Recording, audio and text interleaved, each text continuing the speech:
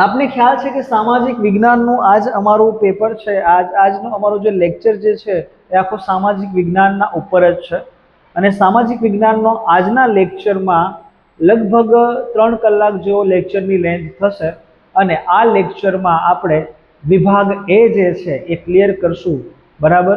અને શક્ય હોય તો વિભાગ બી પણ આમાં શરૂઆત કરશું। તેમજ સ્પીડ થોડીક વધારે હશે કારણ કે આ કોઈ डिटेल वीडियो लेक्चर नहीं, आ एक रिविजन माटेनो लेक्चर है तो स्पीड पण वधारे हशे, बराबर। तो ध्यान थी जे वस्तु आपणे अहींया भणाववा जई रह्या छीए एने बराबर समझजो। अने हाँ, एक वस्तु तमने चोक्कस कहीश कि कोई पण असाइनमेंट होय एने तमे वांचवा बेसो छो तो वांचवा बेसवाथी ए तमने याद रही जाए अने परीक्षा समये ए वस्तु तमने याद रहे एवुं जरूरी नथी। ए एसाइनमेंटना जे क्वेश्चन छे ए क्वेश्चन पाछळ कई घटना घटे छे, कोई विधान कोई व्यक्ति बोल्या छे, कोई महान व्यक्ति तो विधान शा माटे बोल्या छे, ए कई घटनाना साथे संगतमां छे। तो अहींया जे फक्त एसाइनमेंटनुं सोल्यूशन ज नथी आजना लेक्चरमां, पण साथे साथे तमारुं ब्रीफ रिविजन पण थशे, तो ए वस्तुनुं पण ध्यान राखशो, बराबर। तो आजे आपणे हवे शरू करवा जई रह्या छीए सोशियल साइंसनो पहेलो लेक्चर, जे विभाग ए छे। अने जो गुणभाરની દ્રષ્ટિએ જોવા જઈએ તો આ વિભાગ જે છે એ લગભગ 24 ગુણનો વેટેજ રાખેલું હોય છે। જે તમારું વાર્ષિક પેપર 80 માર્કનું આવવાનું છે એમાંથી 24 માર્ક જે છે એ ફક્ત ને ફક્ત આ વિભાગ જે છે એ વેટેજ ધરાવે છે। તો પહેલો પ્રશ્ન છે, ભારતનું સર્વોચ્ચ શિખર કયું છે? ભારતનું જો આપણને એટલું તો ખ્યાલ છે જ મિત્રો કે દુનિયાનું સૌથી ઊંચું શિખર જો આપણને પૂછવામાં આવે તો આપણા મગજમાં, આપણા માઇન્ડમાં તરત લાઇટ થાય કે દુનિયાનું સૌથી ઊંચું જે શિખર જે છે એ માઉન્ટ એવરેસ્ટ છે। પણ અહીંયા આપણને આ જે સવાલ છે થોડો ટ્વિસ્ટ કરીને પૂછવામાં આવ્યો છે કે આ સવાલમાં શું કહે છે કે ભારતનું સર્વોચ્ચ શિખર કયું છે? તો જો ભારતનું સર્વોચ્ચ શિખર પૂછવામાં આવે तो जवाब छे माउंट गॉडविन ऑस्टिन। जो अहींया मैं 4 ऑप्शन नहीं लखेला, अहींया मैं साचो जवाब ज लखेलो छे। 3 ऑप्शन जे छे केम न आवे एनुं कारण पण अमे अहींया आपेलुं छे ने आ ऑप्शन आवे छे तो ए केम आवे छे ए पण हुं अहीं डिटेल आपवा जई रह्यो छुं, बराबर। तो दरेक प्रश्नमां मारो एवो प्रयत्न रह्यो छे कि तमने डिटेलमां रिविजन जे पण क्वेश्चन छे ए तमने याद रही जाए परीक्षाना समये ए रीते हुं तमने रिविजन करावुं। तो जो दुनियाનું સૌથી ઊંચું શિખર છે માઉન્ટ એવરેસ્ટ અને માઉન્ટ એવરેસ્ટની ઊંચાઈ છે 8848 મીટર। પણ હવે આપણો જે જવાબ બને છે આ પ્રશ્નનો એ જવાબ છે માઉન્ટ ગોડવિન ઓસ્ટિન, જેને શોર્ટમાં K2 નું પણ સ્વરૂપ K2 પણ કહેવામાં આવે છે, બરાબર। જેની ઊંચાઈ છે 8611 મીટર। જો દુનિયાનું ત્રીજું ભારતનું ત્રીજું પૂછવામાં આવે, દુનિયાનું ત્રીજું જોવા જઈએ तो ये छे कंचनजंगा, जेनी ऊंचाई छे 8598 मीटर। चौथुं छे मकालू, जेनी ऊंचाई छे 8481 मीटर। पांचमुं छे धवलगिरी, जेनी ऊंचाई छे 8198 मीटर। छठ्ठुं छे अन्नपूर्णा, जेनी ऊंचाई छे 8070 मीटर। तो अहींया आपणे भारतनी दृष्टिए जोवा जईए तो भारतनी दृष्टिए सौथी ऊंचुं, सौथी सर्वोच्च शिखर जे छे ए माउंट गॉडविन ऑस्टिन बने छे। एनुं कारण छे मित्रों कि माउंट एवरेस्ट जे छे ए तो नेपाळ अने चीननी सरहदे आवेलुं छे। तो आपणने नेपाळ अने चीननी सरहद એટલે કે દુનિયાની દૃષ્ટિમાં, દુનિયાના પરિપ્રેક્ષ્યમાં આ સવાલ પૂછવામાં નથી આવ્યો। આપણને જે આ સવાલ પૂછવામાં આવ્યો છે એ ભારતના પરિપ્રેક્ષ્ય પૂછવામાં આવ્યો છે, બરાબર। તો આપણો અહીંયા જવાબ બને છે માઉન્ટ ગોડવિન ઓસ્ટિન, યાદ રાખશો। ચલો पछीनो प्रश्न है कि आ वाक्य कोण बोले छे? अहिंसानुं मूल्य नहीं समझनार लोकोना हाथमां सत्याग्रह नामनुं शस्त्र आपीने मैं हिमालय जेवड़ी मोटी भूल करी। तो आ जे प्रश्न है ए गांधीजी बोले छे।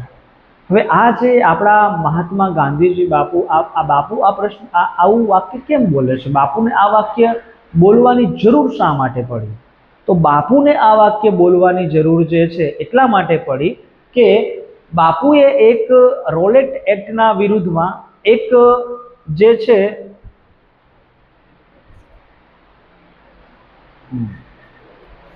અવાજ કર્યા વગર બેસી જાવ। આ બાજુ બેસો, પંખો જો તમારે જોઈતો હોય તો પાછળ બેસો, બરાબર, ઓકે। અહીંયા બેસતો તો પંખો ઓછો રાખ્યો છે કારણ કે આમાં હવા જાય નહીં એટલા માટે, ઓકે। ચલો, તો બાપુ જે છે એ આ વાક્ય, બાપુને આ વાક્ય બોલવાની શા માટે જરૂર પડે છે? તો મહાત્મા ગાંધીજી આ વાક્ય એટલા માટે બોલે છે કે ગાંધીજીએ રોલેટ એક્ટ, રોલેટ એક્ટ શું હતો એ સમજવો જરૂરી છે આપણે। તો રોલેટ એક્ટ એવો એક્ટ હતો જે અંગ્રેજો દ્વારા બહાર પાડવામાં, આ કાયદો બહાર પાડવામાં આવ્યો હતો અને આ કાયદામાં કોઈ પણ ક્રાંતિકારીને કોઈ પણ પ્રકારની કોઈ શંકાના આધારે એની ધરપકડ કરવામાં આવે। હવે માની લો કે કોઈ અંગ્રેજ અધિકારીને કોઈ ક્રાંતિકારી ઉપર શંકા છે કે આ જે છે એ કોઈ દેશ વિરોધી કાર્ય કરી રહ્યો છે, તો દેશ વિરોધી કાર્ય તો નહીં પણ અંગ્રેજો વિરોધી કાર્ય કરી રહ્યો છે, તો એ કોઈ પણ પ્રકારની દલીલ વગર, કોઈ પણ પ્રકારની અપીલ વગર, કોઈ પણ પ્રકારના એને વકીલનો પણ રાખવાનો અધિકાર નહીં, નો વકીલ, નો દલીલ, નો અપીલ, આ અધિકાર પણ છીનવાઈ જાય છે। તો આવા જે આ જે કાયદો છે એને કાળો કાયદો કયો હતો અને આ જ કાયદાના વિરોધમાં ગાંધીજી છે એ અસહકારનું આંદોલન કરે છે। હવે અસહકારના આંદોલનમાં આપને ખ્યાલ છે કે વિદેશી કપડાઓની હોળી કરવામાં આવે છે અને વિદેશી એટલે કે જે ઠેર ઠેર સરઘસ કાઢવામાં આવે છે, ઠેર ઠેર જુલુસ કાઢવામાં આવતા હોય છે। તો જ્યારે જુલુસ કાઢવામાં આવે છે તો એ સમયે ઉત્તર પ્રદેશનું ગોરખપુર ગામ આવેલું છે। ઉત્તર પ્રદેશનું કયું ગામ આવેલું છે? ગોરખપુર। હવે ઉત્તર પ્રદેશના ગોરખપુરમાં એક પોલીસ સ્ટેશન છે, જે પોલીસ સ્ટેશનનું નામ હોય છે ચોરાચોરી પોલીસ સ્ટેશન। અને ચોરાચોરી ગામ જે છે, આ ચોરાચોરી ગામે ઘટના એવી ઘટે છે કે જ્યારે અસહકારના આંદોલનના સમર્થનમાં ત્યાં સરઘસ કાઢવામાં આવે છે લોકો દ્વારા, તો એ સરઘસ પર પોલીસના અધિકારીઓ દ્વારા ગોળીબાર કરવામાં આવે છે। એ સરઘસ ઉપર ગોળીબાર કરવામાં આવે છે અને લગભગ ઘણા ખરા ઘાયલ થાય છે અને કેટલાક જે છે જે સરઘસની આગેવાની લઈ રહ્યા હોય છે એ લોકોનું મૃત્યુ પામે છે આમાં।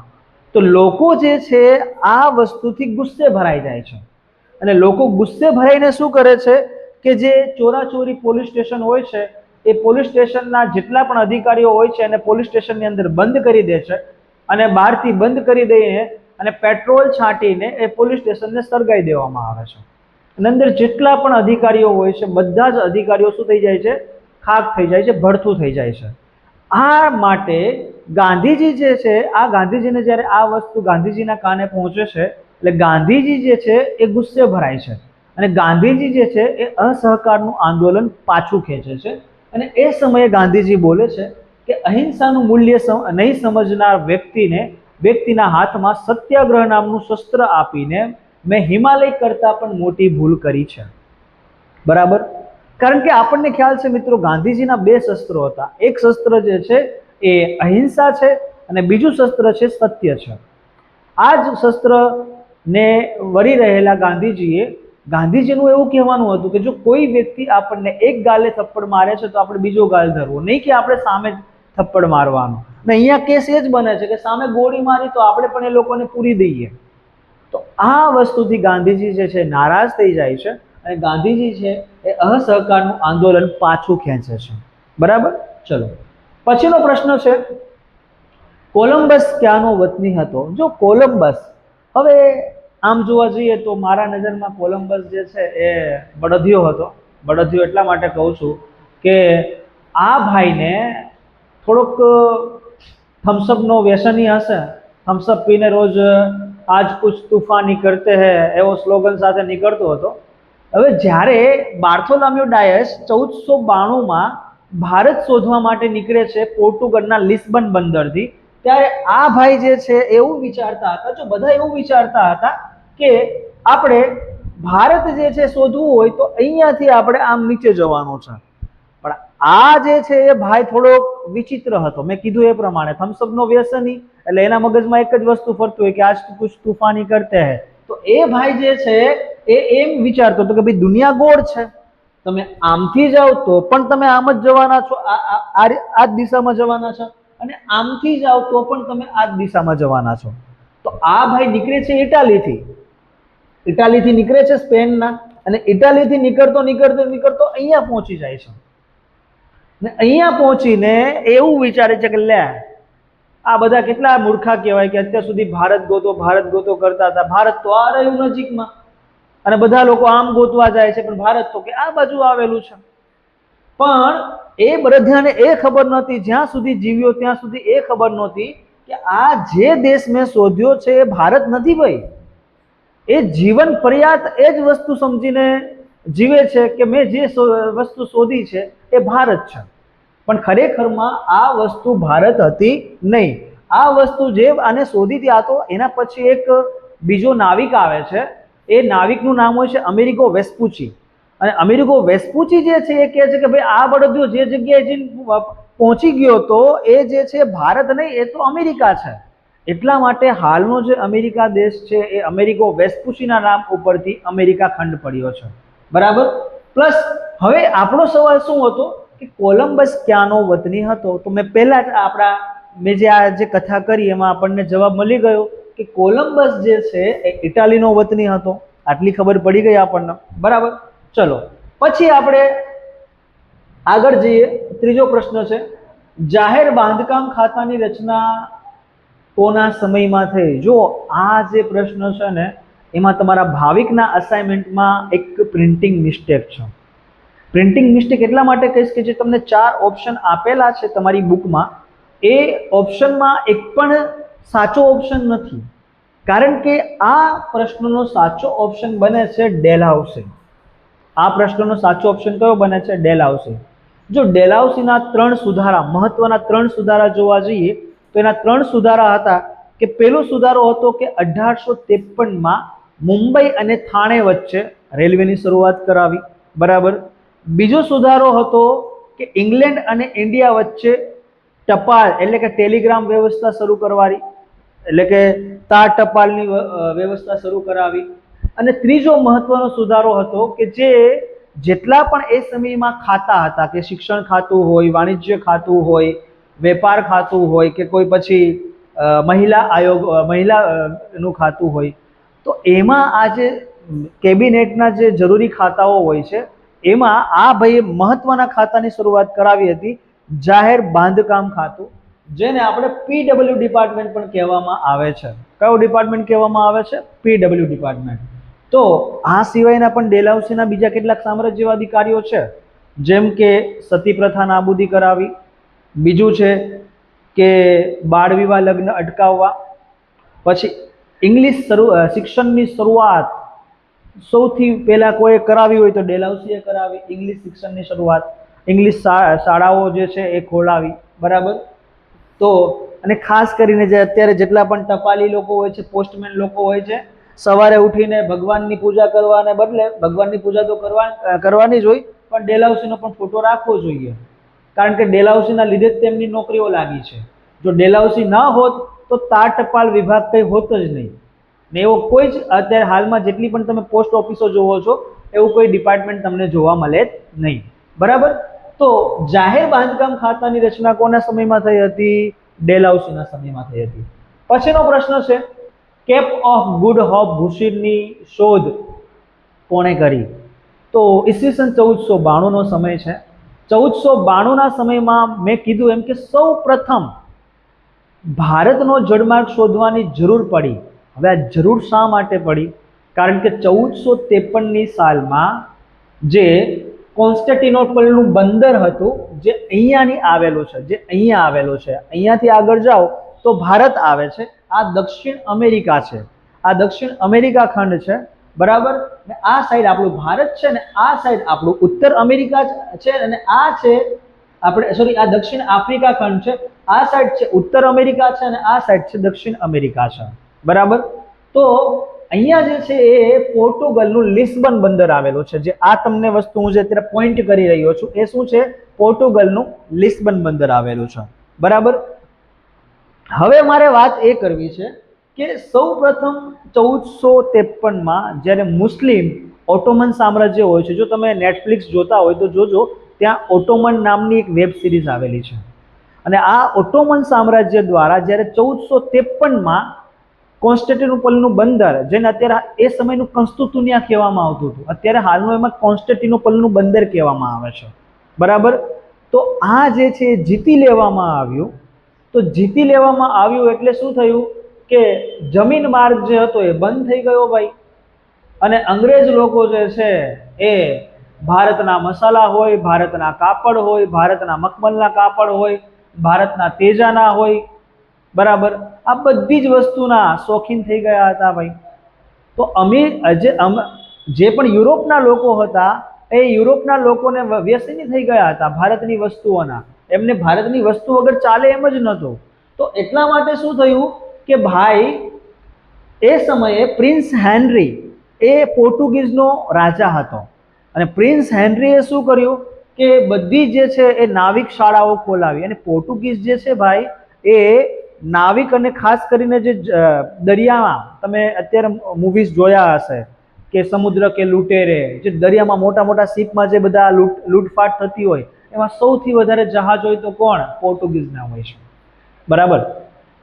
તો એ સમયે પોર્ટુગીઝના નાવિક બાર્થોલોમ્યુ ડાયઝે, હવે એ ભાઈ નીકળ્યો ભારત શોધ માટે. હવે એને એટલી તો ખબર હતી કે પોર્ટુગલથી, આ પોર્ટુગલ છે એની પૂર્વની સાઈડમાં, એટલે કે આ સાઈડમાં ભારત છે. પણ એ ભાઈ શું કરે છે, અહીંયાથી નીકળે છે ને નીકળતો નીકળતો અહીંયા આવે છે, અને અહીંયા આવીને આ જે કેપ ઓફ ગુડ હોપ છે ત્યાં અટકાઈ જાય છે. એને એ ખબર નથી પડતી કે ભાઈ નીચેની સાઈડ ભારત આવેલું છે, સીધું ભારત આવેલું છે કે આમ આવેલું છે. એટલે આ ભાઈ શું કરે છે, બાર્થોલોમ્યુ ડાયસ, બાર્થોલોમ્યુ ડાયન ન બોલતા, બાર્થોલોમ્યુ ડાયસ છે. પણ કોઈ કોઈ ચોપડીમાં બાર્થોલોમ્યુ ડાયન પણ લખેલું છે, ડાયન નહીં ભાઈ, ડાયસ છે, બરાબર. તો આ જે કેપ ઓફ ગુડ હોપ પર આવીને શું કરે છે, અહીંયા એની એક નિશાની મૂકે છે કે ભાઈ અહીંયાથી ભારત જવાનો માર્ગ આ બાજુ છે. પણ એને અહીં સુધીનો માર્ગ શોધ્યો હતો, બરાબર. તો આપણો પ્રશ્ન એ જ છે કે કેપ ઓફ ગુડ હોપ ભૂશીરની શોધ. હવે જો કેપ ઓફ ગુડ હોપ જે છે એનું ગુજરાતી ટ્રાન્સલેશન કરો તો સારી આશાની ભૂશીર થાય. એટલે કે ભાઈ અહીંયાથી ભારતનો રસ્તો મળવાનો કોઈ હોપ છે, આશા છે, એટલા માટે એને શું કીધું, કેપ ઓફ ગુડ હોપ. ખબર પડી, બરાબર. પછીનો પ્રશ્ન છે, મુસોલિનીએ ઇટાલીમાં કયા પક્ષની સ્થાપના કરી? જુઓ, બે રાજાઓ, તમારે બે એવા નેતા જે બહુ જ માથા ફરેલા છે એને તમારે યાદ રાખવા જોઈએ. એક છે એડોલ્ફ હિટલર, જેને નાઝી પક્ષની સ્થાપના કરી જર્મનીમાં, બરાબર. ચાર વસ્તુ યાદ રાખવાની: એડોલ્ફ હિટલર, નાઝી પક્ષ, જર્મની. અને જો એ પક્ષનું કોઈ લોગો અથવા કે એનું જે ચિહ્ન આપણે પૂછવામાં આવે કે નાઝી પક્ષનું ચિહ્ન કયું હતું, તો યાદ રાખવાનું નાઝી પક્ષનું ચિહ્ન હતું સાંખ્યો અથવા સ્વસ્તિક, જે અત્યારે હિન્દુ ધર્મમાં જેને સ્વસ્તિક કહો છો, શુભ પ્રસંગ ઉપર સ્વસ્તિક દોરવામાં આવતું હોય છે, એ નાઝી પક્ષના હિટલરનું એના નાઝી પક્ષનું એક ચિહ્ન હતું, ઓળખ હતું, એવું કહી શકાય આપણે, બરાબર. તે ઉપરાંત મુસોલિની વાત આવે તો મુસોલિની જે છે એ ઇટાલીનો, ક્યાં? ઇટાલીમાં ફાસિસ્ટ પક્ષની એટલે કે ફાસિસ્ટ પાર્ટીની રચના કરી હતી. અને આ ભાઈ જે છે એ એનું જે ફાસિસ્ટ પક્ષ હતું એનું ચિહ્ન જોવા જઈએ તો લાકડાની ભારી અને વચ્ચે કુહાડી, બરાબર. લાકડાની ભારી અને વચ્ચે કુહાડી. તો આપણે 8 વસ્તુ યાદ રાખવાની છે. હિટલર, જર્મની, જો હિટલરની પૂછવામાં આવે તો 4 વસ્તુ, અને મુસોલિનીની પૂછવામાં આવે તો બીજી 4 વસ્તુ. ટોટલ 8 વસ્તુ આપણે યાદ રાખવાની છે. હિટલરની પૂછે તો જર્મની, હિટલર, નાઝી પક્ષ અને સ્વસ્તિક. જ્યારે મુસોલિની વિશે પૂછવામાં આવે તો મુસોલિની, ઇટાલી, ફાંસી પક્ષ અને લાકડાની ભારી અને કુહાડી, બરાબર. આટલું યાદ રાખવાનું છે. પછીનો પ્રશ્ન છે, અંગ્રેજોએ ત્રીજો મૈસૂર વિગ્રહ કોની સાથે કર્યો? બહુ જ મહત્વનો પ્રશ્ન. લગભગ પહેલી પરીક્ષામાં આ પહેલો જ પ્રશ્ન પૂછાયેલો હતો. ધોરણ 9 ની વાત કરું છું. પહેલી પરીક્ષા જે આવી, બરાબર, જે પ્રથમ કસોટી લેવામાં આવી એમાં જોડકા સ્વરૂપે આ પ્રશ્ન પૂછવામાં આવ્યો હતો. હવે આ પ્રશ્ન શું છે કે અંગ્રેજોના સમયમાં 3 વિગ્રહ થયા હતા. પ્રથમ વિગ્રહ, દ્વિતીય વિગ્રહ અને તૃતીય વિગ્રહ. તો એમાંથી જે ત્રીજો વિગ્રહ હતો એ ટીપુ સુલતાન સાથે કરવામાં આવ્યો હતો. અને ટીપુ સુલતાન એટલે ભાઈ એટલો નીડર નેતા, એટલો નીડર રાજા કે અંગ્રેજોને એવું કીધું કે ભાઈ ઝુકેગા નહીં સાલા, પુષ્પા ઝુકેગા નહીં, તમારે જે કરવું એ કરી લો. અત્યારે જેમ હાલમાં યુદ્ધ ચાલી રહ્યું છે અમેરિકા અને ઈરાનનો, અને હું જોઉં છું ઘણી બધી ન્યૂઝ ચેનલો, તો ન્યૂઝ ચેનલમાં હેડિંગ આપેલું હોય છે કે અમેરિકા રૂકેગા નહીં અને ઈરાન ઝૂકેગા નહીં. તો સાચી વસ્તુ છે, પણ અમેરિકાને ઝૂકવું પડશે ભાઈ. એમાં અમેરિકાને પણ ઝૂકવું પડશે, નહીં તો તેલના વાંધા થઈ જશે. પછી અત્યારે ગેસ જે છે થોડોક ગેસના ભાવમાં તો ચડાવ મોંઘો થયો છે, પણ જો 10 દિવસ કે 25 દિવસ યુદ્ધ આવી રીતે ચાલ્યું તો પછી તેલના ભાવ પણ થોડા મોંઘા થઈ શકે છે. અને આવનારા સમયમાં પેટ્રોલ જે અત્યારે 100 રૂપિયા ચાલી રહ્યું છે, બની શકે 120 રૂપિયા કે 130 રૂપિયા મળતું થઈ જાય. બરાબર. તો આ પણ જે ટીપુ સુલતાન પણ એવો જ વ્યક્તિ હતો ભાઈ. તો અહીંયા જો તમે અહીંયા આપેલું છે કે અંગ્રેજો લોકો એને પકડીને લાવે છે રાજાને, પણ કેવો નીડર, એની આંખોમાં આંખ રાખીને જોવે છે ભાઈ. તો ત્રીજો જે મૈસૂર વિગ્રહ થાય છે. અને બીજી વસ્તુ એ યાદ રાખવાની છે કે ટીપુ સુલતાનને જે મૈસૂરનો વાઘ કહેવામાં આવતો હતો. ટીપુ સુલતાનનું નામ શું હતું? મૈસૂરના વાઘ તરીકે જાણીતું હતું. બરાબર. અને ટીપુ સુલતાનને આ વિગ્રહમાં ઘણી બધી મુશ્કેલી વેઠવી પડી છે. એના રાજ્યના ઘણા બધા સિપાહીઓને એને ગુમાવવા પડ્યા છે. ઘણા બધા સિપાહીઓના મોત થઈ જાય છે. ખુદ ટીપુ સુલતાનનું પણ મૃત્યુ થઈ જાય છે. બરાબર. તો અહીંયા મૈસૂરના વાઘનો અંત આવે છે. તો આપણો પ્રશ્નનો જવાબ એ છે કે ત્રીજો મૈસૂર વિગ્રહ કોની સાથે થયો હતો? તો કે અંગ્રેજો અને ટીપુ સુલતાન સાથે. બરાબર. ચલો પછીનો જોઈએ. સહાયકારી યોજના કોણે શરૂ કરી હતી? તો જો ડેલહાઉસીની ખાલસા નીતિ આવે અને વેલેસ્લીની સહાયકારી યોજના આવે. યાદ રાખવા જેવી છે. બરાબર. ડેલહાઉસી આવે તો ખાલસા નીતિ યાદ રાખવાની, અને જો વેલેસ્લી આવે તો એની સહાયકારી યોજના રાખવાની. તો શું આ યોજના રાજાઓની સહાય માટે હતી ખરેખર? ના ભાઈ, એવું કંઈ છે જ નહીં. કારણ કે આ યોજના જે છે એ મીઠા ઝેર સમાન યોજના હતી ભાઈ. તમને મીઠી વસ્તુ કેમ સારી લાગે, પણ ઝેર શું કરે? અંદરથી શરીરને તોડે, શરીરને અંદરથી બાળે. તો એ જ વસ્તુ હતી ભાઈ આમાં, કે જે સહાયકારી યોજના હતી વેલેસ્લીની, એ વેલેસ્લીની સહાયકારી યોજનામાં એ શું, આપણને એટલું તો ખ્યાલ જ છે કે આઝાદીના સમયે 562 દેશી રાજા રજવાડા હતા. ગુજરાતમાં 366 હતા, સૌરાષ્ટ્રમાં 222 હતા. 10 કિલોમીટર દૂર જાઓ, અમદાવાદથી અહીંયા તમે સાણંદ જાઓ તો અમદાવાદ કોઈ બીજા રાજાનું શાસન હોય ને સાણંદના કોઈ બીજા રાજાનું શાસન હોય. અહીંયા તો કે ભાઈ આ રાજા શાસન કરે છે. બરાબર. તો આ બધા રાજાને વેલેસ્લીએ એક સહાય માટેની યોજના આપી હતી. તો આ જે સહાયકારી યોજના જે છે, અત્યારે એટલો બધો ટાઈમ નથી, મેં પહેલાં જ કીધું કે રિવિઝનનો લેક્ચર છે, એટલું બધું ડિટેલમાં નહીં જવું આપણે. બાકી ક્યારેક આવતા વર્ષમાં ભણીએ આપણે ફરીથી. જ્યારે તમે મારી પાસે ભણવા આવશો તો ચોક્કસ, જો તમે એડમિશન લો છો અહીંયા, તો ચોક્કસ આપણે ડિટેલમાં એકદમ વાર્તાની જેમ ભણશું કે ભાઈ વેલેસ્લી કોણ હતો અને કયા કયા રાજા ફસાઈ ગયા હતા. એ મેં નામ તો લખ્યું જ છે અહીંયા.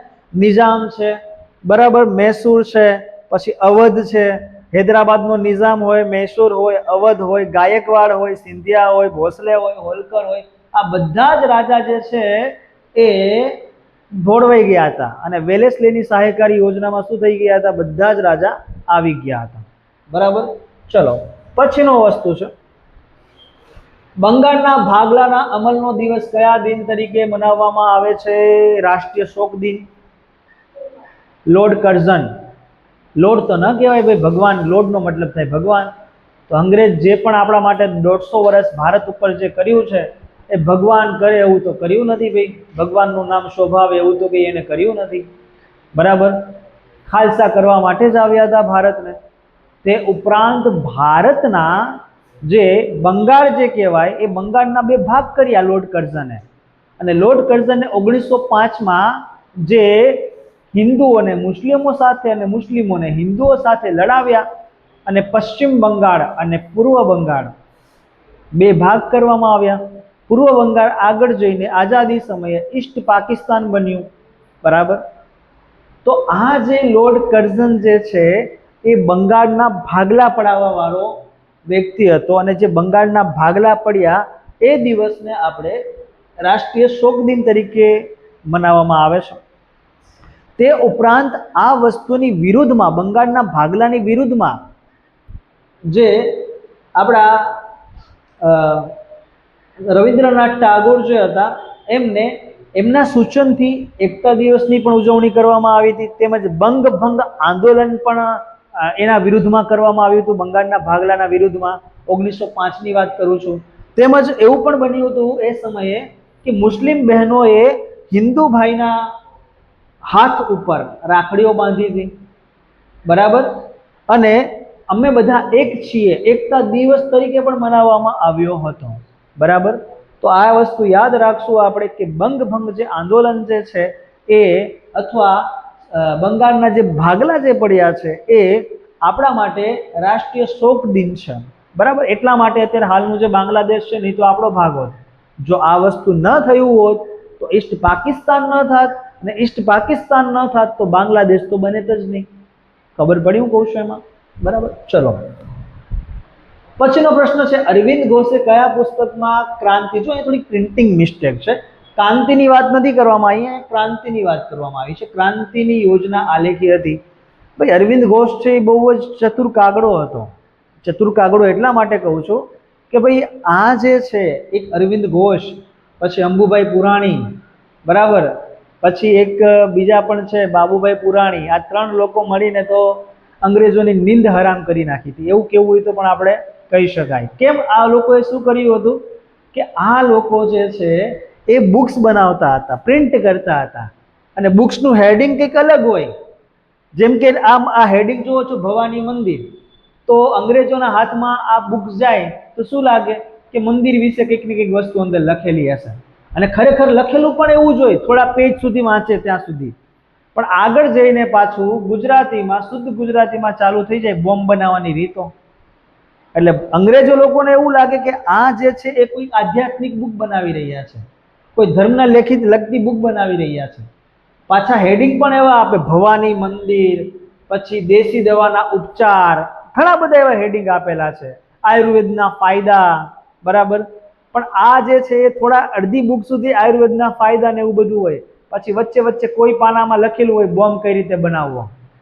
હવે આ જ વસ્તુ કરીને એને ગુજરાતના લોકોને શું કર્યા, જાગૃત કર્યા હતા.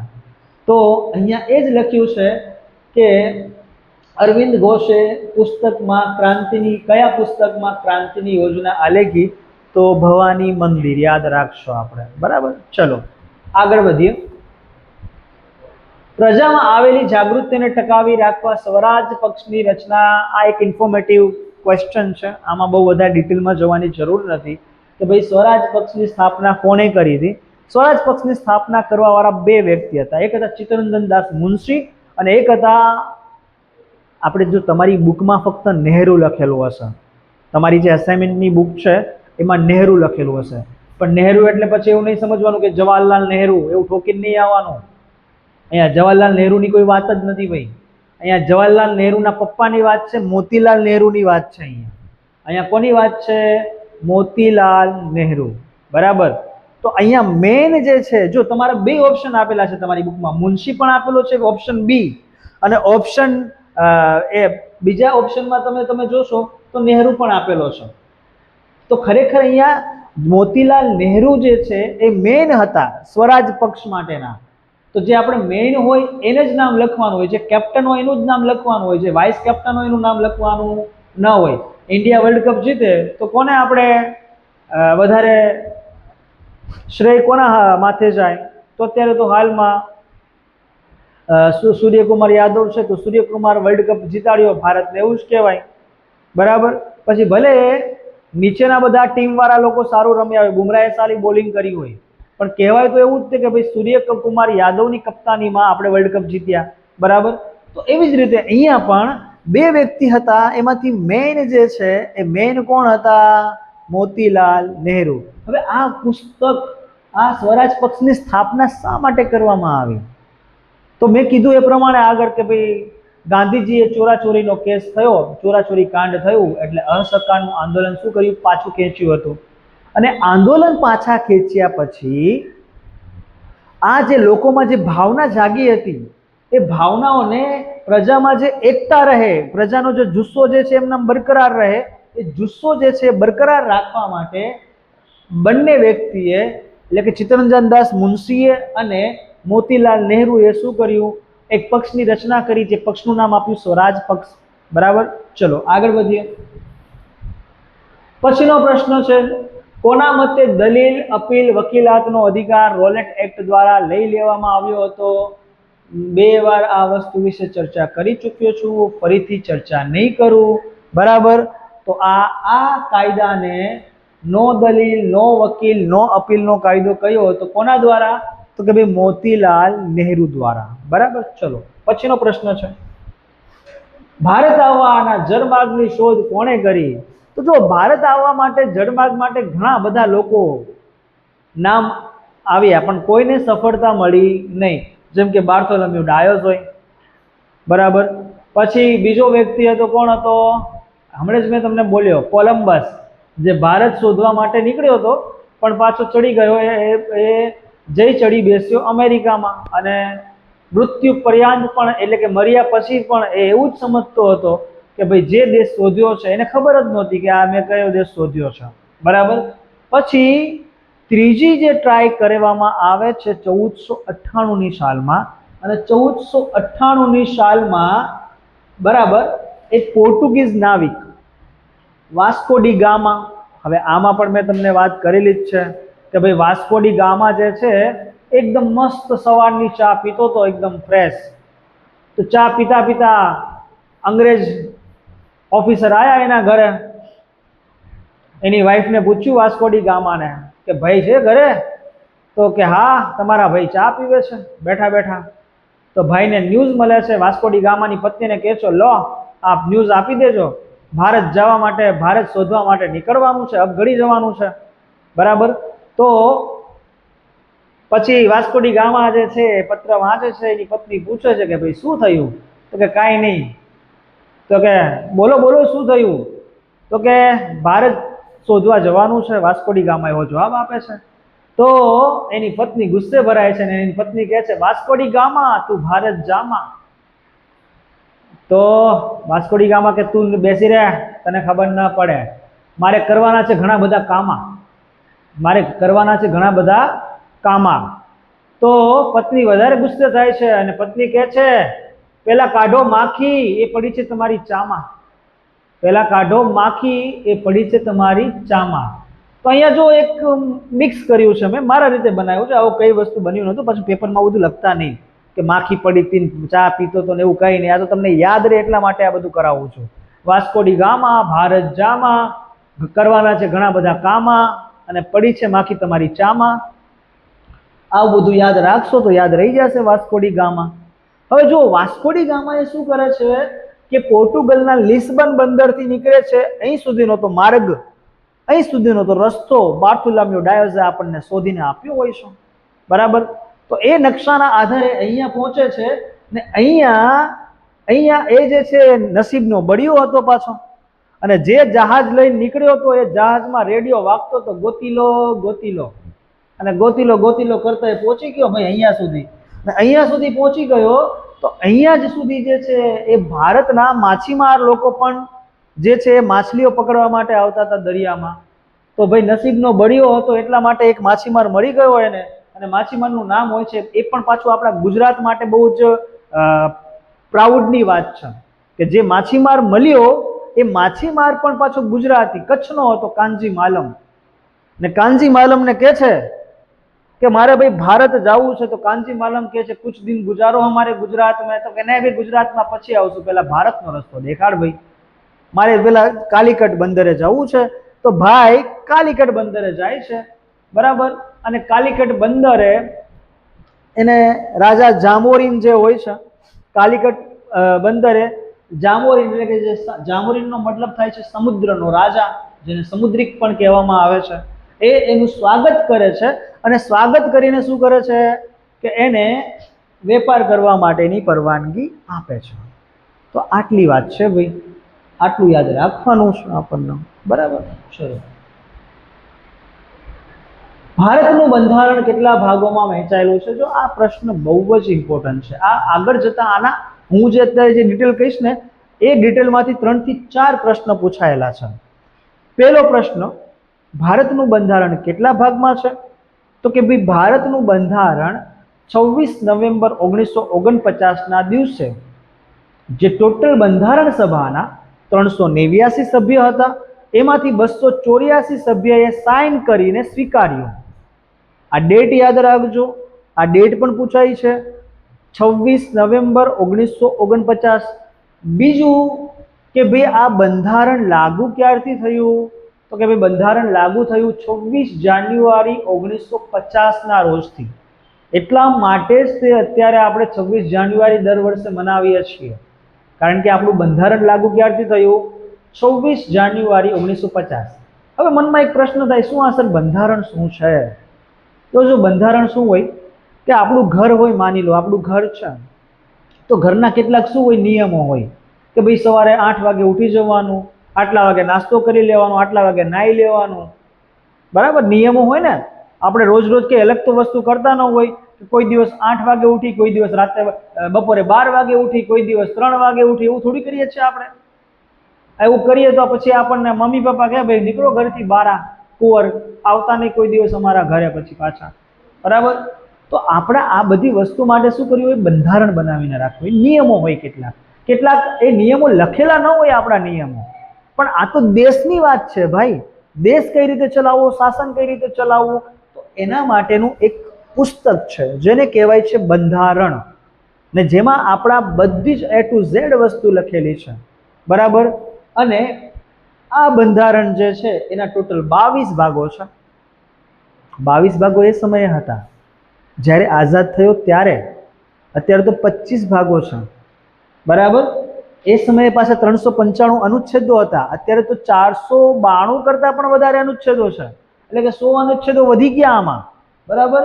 અને એ સમયે 8 પરિશિષ્ટો હતા, અત્યારે 12 પરિશિષ્ટો છે, બરાબર? ઘણો બધો સુધારો થઈ ગયો છે ભાઈ. અને આ બંધારણ સભાના અધ્યક્ષ, જો ટોટલ નાની મોટી 21 સમિતિઓ હતી જે બંધારણ બનાવતી હતી, બરાબર? અને 389 બંધારણ સભાના સભ્યો હતા.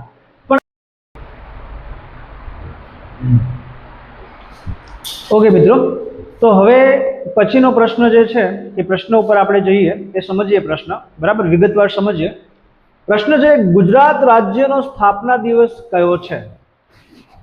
તો જો આપણને ખ્યાલ છે કે 1 મે 1960ના રોજ એક રાજ્ય હતું, જે રાજ્યનું નામ છે બૃહદ મુંબઈ. આ બૃહદ મુંબઈમાંથી 2 રાજ્યો જે છે એ અલગ પડ્યા. એક રાજ્ય જે છે એને જે મરાઠી ભાષાવાળા જે લોકો હતા એમનું જે રાજ્ય હતું એ રાજ્યનું નામ આપ્યું આપણે મહારાષ્ટ્ર, જે દક્ષિણમાં છે. અને જે ઉત્તરમાં જે ગુજરાતી લોકો, એટલે કે ગુજરાતી ભાષાવાળા લોકો જે હતા એમનો જે વિસ્તાર હતો એમનું નામ આપ્યું, ગુજરાતીઓ માટેનું ગુજરાત નામ આપ્યું, બરાબર? તો અહીંયા જે બૃહદ મુંબઈમાંથી 2 ભાગલા પડ્યા. અને ઇન્દુ ચાચા, જે ઇન્દુલાલ યાજ્ઞિક જે છે, એમને મહાગુજરાત આંદોલન કર્યું. અને આ જે ગુજરાતનો ભાગ પડ્યા અને ગુજરાતની અત્યારે હાલમાં ગુજરાતી લોકોને જે ગુજરાત જે આ ભાગે મળ્યું એનો શ્રેય જે છે એ ઇન્દુલાલ યાજ્ઞિકને, જેને ઇન્દુ ચાચા પણ કહેવામાં આવતા હતા, એમના માથે જાય છે, બરાબર? પછી જોઈએ આપણે ઈસવીસન 2014માં આંધ્રપ્રદેશમાંથી કયું રાજ્ય અલગ પડ્યું? તો જો આમાં પણ એ જ વસ્તુ બની છે કે જે આંધ્રપ્રદેશ રાજ્ય હતું એમાંથી જે 2 જૂન 2014ના રોજ તેલંગાણા રાજ્ય અલગ પડ્યું અને જે ભારતનું 29મું રાજ્ય બન્યું, બરાબર? અને એ સમયે જે હૈદરાબાદ જે છે એ તેલંગાણાની રાજધાની બની અને અમરાવતી જે છે એ આંધ્રપ્રદેશની રાજધાની બની, બરાબર? તો અહીંયા જવાબ આવશે આપણો તેલંગાણા.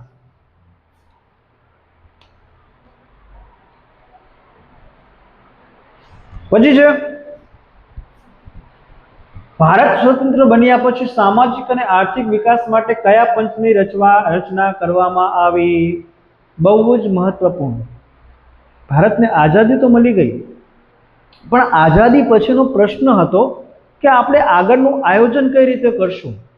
અને આયોજન માટે પંચવર્ષીય યોજનાઓ, એટલે કે 5-5 વર્ષના નાના ટુકડા પાડવામાં આવ્યા કે દર 5 વર્ષે આપણે 5 વર્ષનો જે છે ફ્યુચર પ્લાન ધ્યાનમાં રાખીને આગળ વધ્યા અને અલગ અલગ પંચવર્ષીય યોજનાઓ જે છે બહાર પાડવામાં આવી.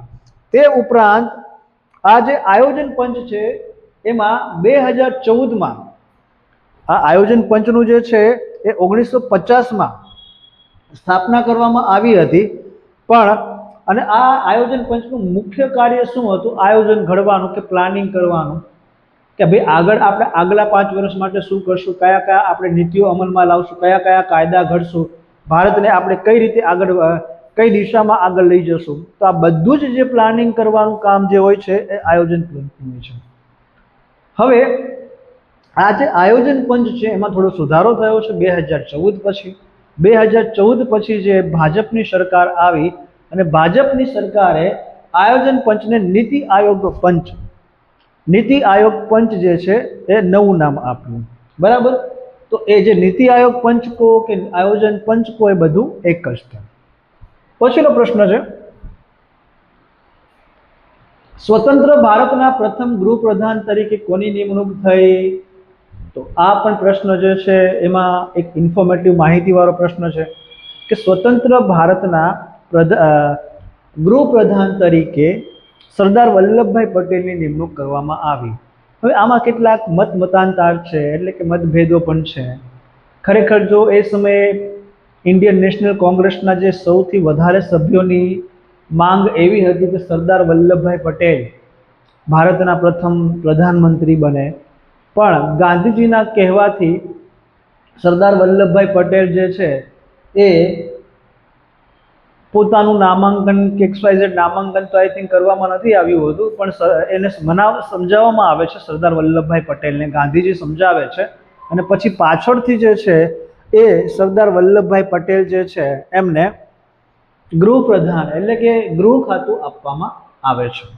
બરાબર.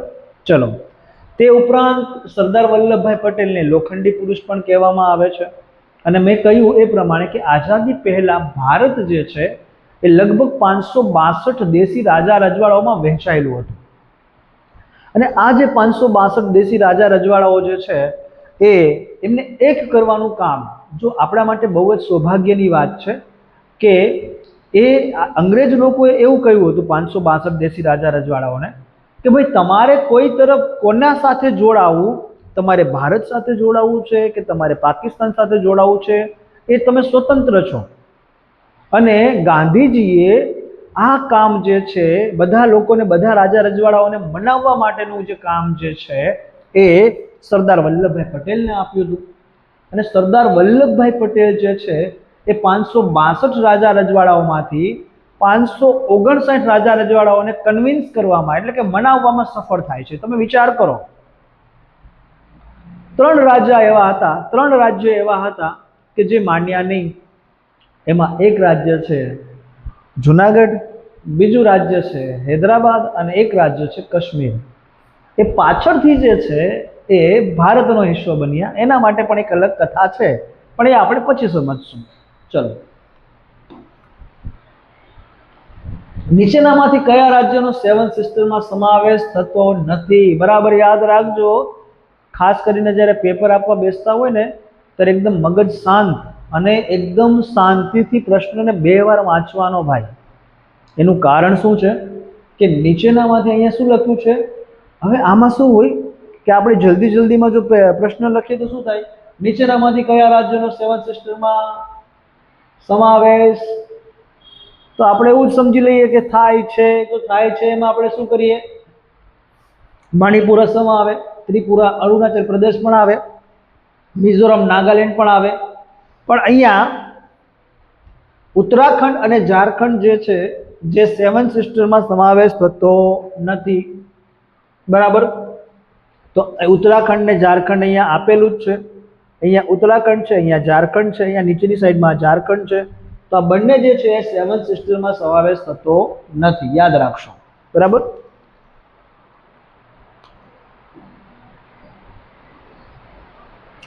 પછીનો પ્રશ્ન છે, વિશ્વમાં સૌથી મોટી લોકશાહી ધરાવતો દેશ કયો છે?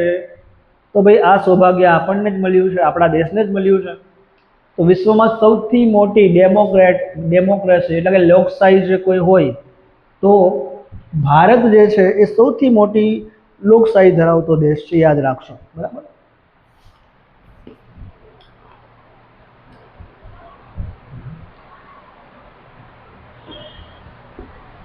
પછીનો પ્રશ્ન છે, આગળ ચર્ચા કરી ચૂક્યા છીએ આ પ્રશ્નની કે મૈસૂરના વાઘ તરીકે કોણ જાણીતું હતું? તો મૈસૂરના વાઘ તરીકે ટીપુ સુલતાન જાણીતો હતો. આખી આગળ ચર્ચા કરી કે 3 વિગ્રહ થયા, જેમાં અંગ્રેજોનો જે ત્રીજો વિગ્રહ જે છે એ મૈસૂર વિગ્રહ જે છે એ ટીપુ સુલતાન સાથે થયો હતો, જેમાં ટીપુ સુલતાનની કારની હાર થઈ હતી.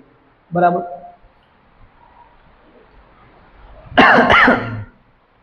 પછી ઈવીએમ નું સાચું નામ કયું છે? તો ઈવીએમ નું સાચું નામ છે ઇલેક્ટ્રોનિક વોટિંગ મશીન. જો આમાં વોશિંગ મશીન એક અમારા છોકરાએ લખ્યું હતું વોશિંગ મશીન, તો આમાં વોશિંગ મશીન ના આવે. વોશિંગ મશીન આપણા ઘરે હોય તો એનો મતલબ એવું નહીં કે વોશિંગ મશીન ઠોકી નાખવાનું. અહીંયા ઇલેક્ટ્રોનિક વોટિંગ મશીન છે. ઈવીએમ નું ફૂલ ફોર્મ શું થાય છે? Electronic voting machine. એવું મશીન છે જેમાં લગભગ 20 પક્ષના જે છે બટનો સુધી તમે લઈ શકો છો એક મશીનમાં. જો પક્ષ વધી જાય, 20 કરતાં વધી જાય તો શું કરવું પડે? તો પછી તમારે બીજું મશીન એડ કરવું પડે. બરાબર. તો ઇલેક્ટ્રોનિક વોટિંગ મશીન યાદ રાખશો. બરાબર. તે ઉપરાંત અત્યારે હાલમાં વીવીપેટ એટલે કે વોટર વેરીફાયેબલ પેપર ઓડિટ, આનું પણ ફૂલ ફોર્મ યાદ રાખવા જેવું. કારણ કે જો પ્રશ્ન થોડો ટ્વિસ્ટેડ કરીને પૂછે તો ઈવીએમની જગ્યાએ એવું પૂછે કે વીવીપેટનું પૂરું નામ શું? તો વીવીપેટનું પૂરું નામ તમારે એ રીતે યાદ રાખવાનું છે કે વોટર વેરીફાયેબલ પેપર ઓડિટ. હવે આ વસ્તુ છે શું એ સમજો કે જ્યારે તમે ઈવીએમમાં મત આપો છો અને મત આપીને તમે જ્યારે જે બટન દબાવો છો પછી એ જે ખાતરી કરતું કન્ફર્મ કરતું એક પેપર બહાર આવે છે કે તમે કઈ પાર્ટીને મત આપ્યો છે. એ પાર્ટીનું સિમ્બોલ જે છે પેપરમાં દોરેલું હોય છે ને એ પાર્ટીનું સિમ્બોલ તમે ઘરે લઈ જઈને ન જઈ શકો. આ વીવીપેટ પેપર તમે ઘરે લઈ જઈને ન જઈ શકો, પણ ફક્ત તમે થોડીક સેકન્ડો માટે જોઈ શકો છો ઈવીએમ સામે ઊભા રહીને. પછી એ આપોઆપ એની જે પેટી હોય છે એમાં વીવીપેટ અંદર જતું રહેતું હોય છે. બરાબર. આ વસ્તુ તમને ક્યારે ખ્યાલ આવશે કે જ્યારે તમે 18 વર્ષથી ઉપર થશો અને તમારે જે મત અધિકાર મળશે અને લોકશાહીમાં તમે તમારો ભાગ ભજવવા માટે જ્યારે રેડી થઈ જશો, બરાબર, તો એ સમયે તમને આ વસ્તુ ખ્યાલ આવશે. બરાબર. ચલો પછીનો પ્રશ્ન છે, આપણા સાર્વત્રિક પુખ્ત વય મતાધિકારમાં કયો સિદ્ધાંત સ્વીકારાયો છે? જુઓ, વ્યક્તિ દીઠ બહુમત, વ્યક્તિ દીઠ એકમત, વ્યક્તિ દીઠ વિરોધ મત, વ્યક્તિ દીઠ જાહેર મત. ત્રણ વસ્તુ નથી. વ્યક્તિ દીઠ બહુમતની સમજીએ તો શું તમે એક કરતાં વધારે મત આપી શકો છો? બરાબર. મન થયું કે ચલો ભાજપને પણ મત આપ્યો, મન થયું કોંગ્રેસને પણ આપ્યો, મન થયું આપને પણ આપ્યો, બધી પાર્ટીને આપ્યો, તો એવું તો થતું નથી ભાઈ. વ્યક્તિ દીઠ બહુમત તો તમે આપી શકતા જ નથી. પછી બીજા ઓપ્શન જોઈએ, વ્યક્તિ દીઠ વિરોધ મત. હવે વિરોધ મત એવું ક્યાં કીધું છે તમને? તમે જે વ્યક્તિને ચૂંટવા માંગતા હોય, જે વ્યક્તિને ઇલેક્ટ કરવા માંગતા હોય એને મત આપવાનો છે. તો ચૂંટણીનો મતલબ જ એ છે. ચૂંટણીનો મતલબ એવું નથી કે જે વ્યક્તિથી તમને નફરત છે એનું તમે બટન દબાવો. બરાબર. તો આ વ્યક્તિ દીઠ વિરોધ મત જે છે એવું કોઈ વ્યાખ્યા છે જ નહીં ભાઈ ચૂંટણીમાં. લોકશાહીમાં એવું કોઈ વ્યાખ્યા છે જ નહીં. ત્રીજી વસ્તુ, વ્યક્તિ દીઠ જાહેર મત. તો જાહેર મત તમે જુઓ છો કે જ્યારે ઇલેક્શન આવે છે ત્યારે પૂઠાનું એક કેબિન બનાવવામાં આવેલું હોય છે ને કેબિનમાં તમારે અથવા કાચ મૂકવામાં આવેલા હોય છે અને જે પણ તમે ઈવીએમ હોય છે એની ફરતે એક ખાનગી, એક પ્રાઇવસી માટે એક આખું કેબિન ઊભું કરવામાં આવતું હોય છે, જ્યાં આ ચૂંટણીના સ્થાનો હોય છે, જ્યાં ચૂંટણી માટેનું કેન્દ્ર આપેલું હોય છે ત્યાં. બરાબર. તો જાહેર મત એટલે કે જાહેરમાં બીજા લોકોને ખબર નથી પડતી કે તમે કોને મત આપીને આવ્યા છો. બરાબર. તો આ એક તમારી નિજી વસ્તુ છે જેને પ્રાઇવેટ વસ્તુ કહી શકાય છે. તો વ્યક્તિ દીઠ એક મત અહીંયા ઓપ્શન સાચું પડે છે. એટલે કે એક વ્યક્તિ છે એ એક જ કેન્ડિડેટને મત આપી શકશે. બરાબર. ચલો પછીનો પ્રશ્ન છે, પ્લસ સાર્વત્રિક. બરાબર સમજવા, સાર્વત્રિકનો મતલબ શું થાય છે કે ભાઈ સાર્વ એટલે કે બધી જ જ્ઞાતિનો, કોઈ પણ જ્ઞાતિનો, પછી કોઈ એમાં અમીર નહીં, કોઈ ગરીબ નહીં, કોઈ હિન્દુ નહીં, મુસ્લિમના કોઈ ભેદભાવ નહીં, શીખ ઈસાઈના કોઈ ભેદભાવ નહીં, પણ હા તમારી જો ઉંમર 18 વર્ષથી ઉપરની છે તો આ અધિકાર તમારા પાસેથી કોઈ છીનવી ન શકે, બરાબર? આ સાર્વત્રિક અધિકાર છે, એટલે કે કોઈ આમાં ભેદભાવ નથી કરવામાં આવતો કે તમે ગરીબ છો એટલે તમને અધિકાર ન મળે, તમે અમીર છો તો તમને અધિકાર મળે, તમને બે મતનો અધિકાર, એવું નથી ભાઈ, બરાબર?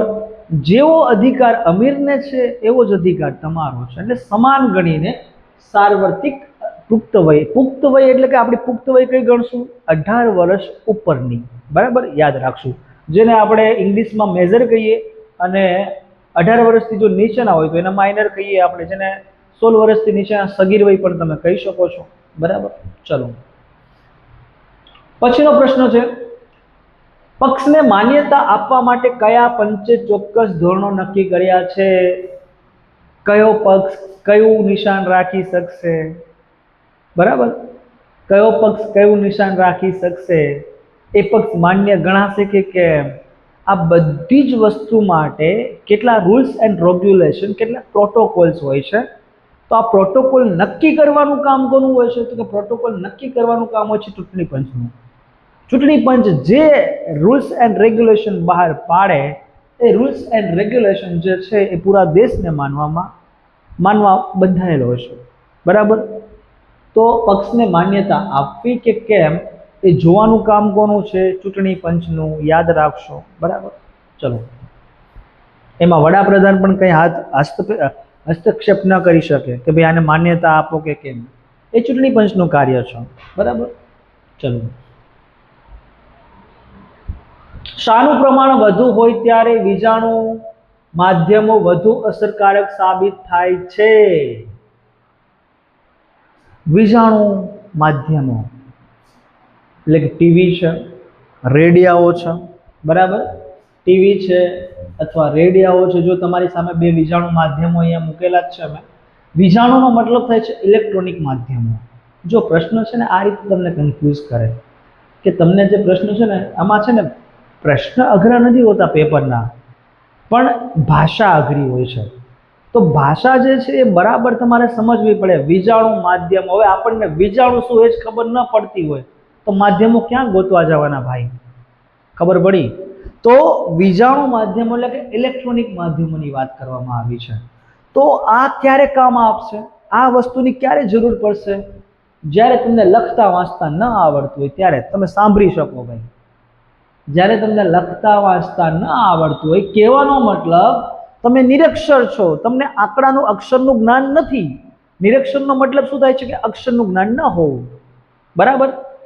તો નિરક્ષરતા જ્યારે હોય એટલે કે જ્યારે અભણ વ્યક્તિ હોય, એને જાણવું હોય કે દુનિયામાં શું ચાલી રહ્યું છે, તો એના માટે કયો ઓપ્શન છે? કાં તો રેડિયો, પણ હવે રેડિયોનો પણ જમાનો નથી. પહેલાના સમયમાં આવતો તો, હવે તો ઘરે ઘર મોબાઈલ થઈ ગયા છે ભાઈ. તમે અભણ હોય કે ગમે તે હોય, નાના છોકરાને પણ મોબાઈલ આપી દો છો, અને નાના છોકરા પણ મોબાઈલ યુઝ કરતા થઈ ગયા છે, બરાબર? તો રેડિયો અને ટીવી એ જે છે એ બે વસ્તુ મેઇન છે જેમાં તમે આ ઉપયોગ જે છે વધારે અસર કરશે, અસરકારક સાબિત થશે આ માધ્યમો, જ્યારે નિરક્ષરતા હોય ત્યારની વાત છે, બરાબર? બરાબર. બીજો પ્રશ્ન છે, આઝાદી પહેલા ભારતના ખેડૂતો કેવી ખેતી કરતા હતા? આઝાદી પહેલા ભારતનો ખેડૂત છે એ પ્રાકૃતિક ખેતી, રાસાયણિક ખેતી કે સજીવ ખેતી એવી કંઈ ખબર જ નથી પડતી ભાઈ, કારણ કે નિરક્ષરતા હતી ખેડૂતોમાં, બરાબર?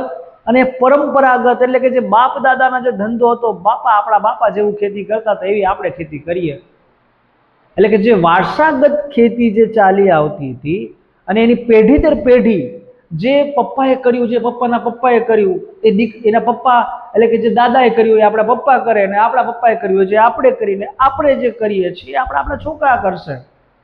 તો આ જે વસ્તુ ચાલી આવે, આને જે જનરેશન કહેવાય, આ જે પેઢી જે છે, પેઢી દર પેઢી જે વસ્તુ ચાલ્યું આવે એને કહેવાય પરંપરાગત ખેતી. એને શું કહેશું આપણે? પરંપરાગત ખેતી. યાદ રાખશું, બરાબર?